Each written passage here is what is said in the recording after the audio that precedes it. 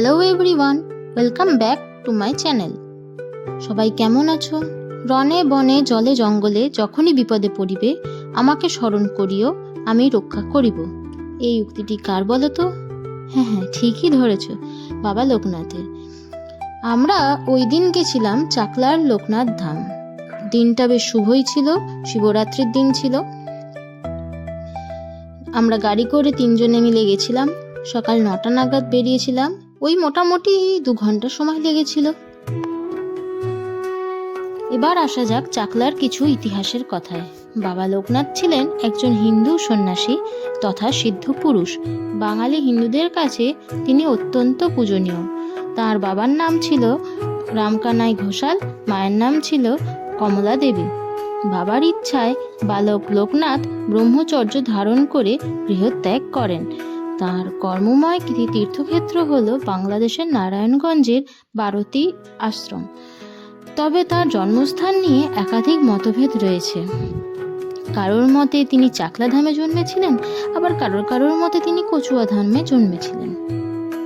এই চাকলা ধামের মন্দিরটির নির্মাণ শুরু করেন রাজা নৃসিংহদেব রায় এবং পরে তার বিধবা স্ত্রী রানী শঙ্করী মন্দির নির্মাণের কাজ সম্পূর্ণ করেন। চাকলা ধামের মূল আকর্ষণ এখানকার মন্দির।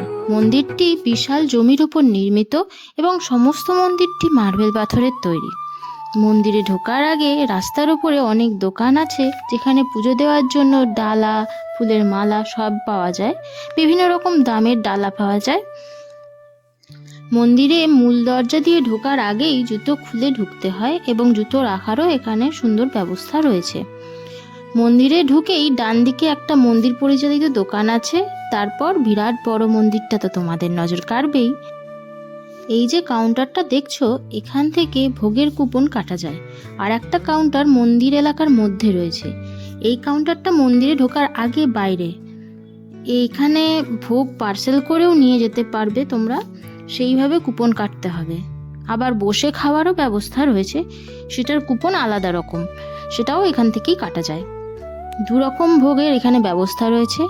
একটা হলো গিয়ে রাজভোগ, যার জন্য প্রতি কুপনে 80 টাকা দিতে হয়। আর একটা রয়েছে খিচুড়ি ভোগ, যার কুপনের দাম হলো গিয়ে 40 টাকা। এখানে বিভিন্ন ধরনের পুজো এবং তার দক্ষিণার তালিকাও দেওয়া রয়েছে। এই হলো বাবা লোকনাথ ধামের মূল মন্দির এবং তার মধ্যে বিরাজমান বাবা লোকনাথের অপূর্ব মূর্তি। এখানে বাবা লোকনাথের পাদুকাও সংগৃহীত রয়েছে।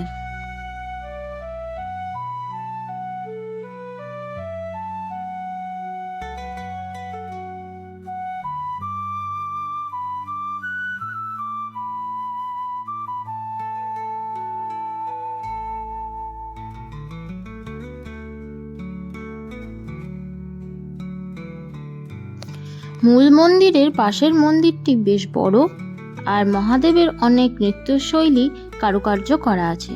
চলো এবার ভেতরটা দেখিয়ে দিই। এটা মন্দিরের নিচটা। মন্দিরের দুপাশে 2টো বড় ষাঁড়ের মূর্তি রয়েছে। দুদিক দিয়ে এই মন্দিরের ওপরে যাওয়া যায়। মূল মন্দিরটিতে এখনো খড়ের চালা করাই রয়েছে।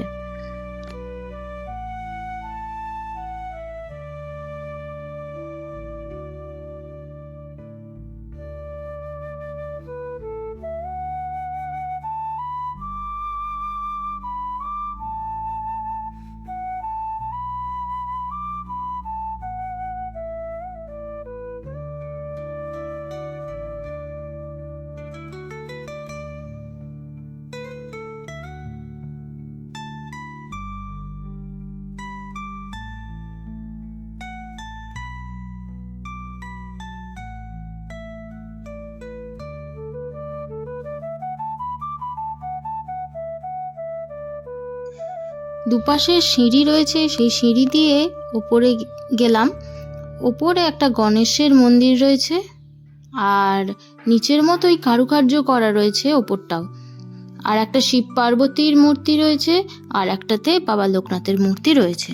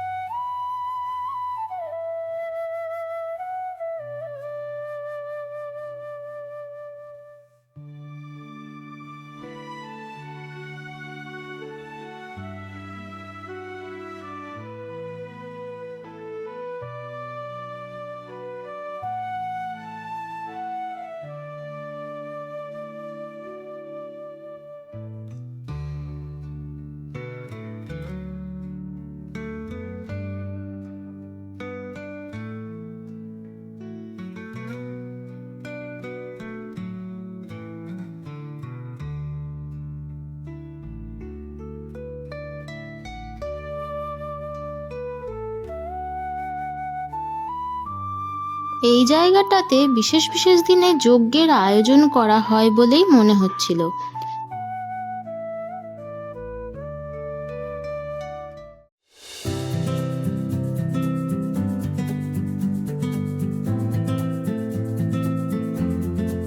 আমরা যারা গাড়ি করে যাবে তাদের জন্য সুন্দর পার্কিং এরও ব্যবস্থা রয়েছে। 4 হুইলার গাড়ির জন্য আমাদের 50 টাকা করে নিয়েছিল।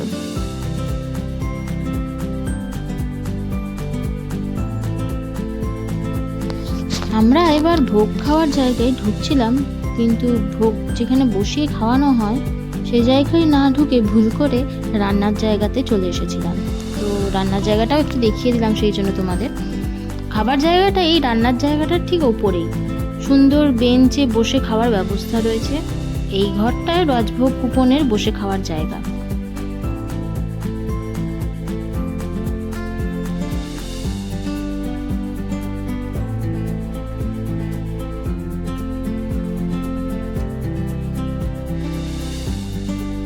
এবার পাতা দিতে শুরু করলো।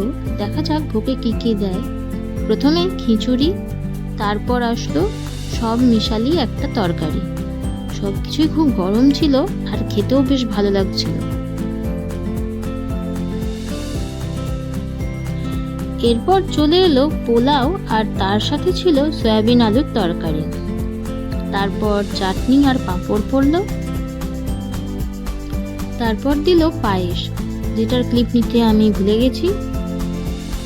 এখানে পায়েস ছাড়া সবকিছুই রিপিট করেছিল আর খাবারগুলো খেতেও খুব ভালো ছিল।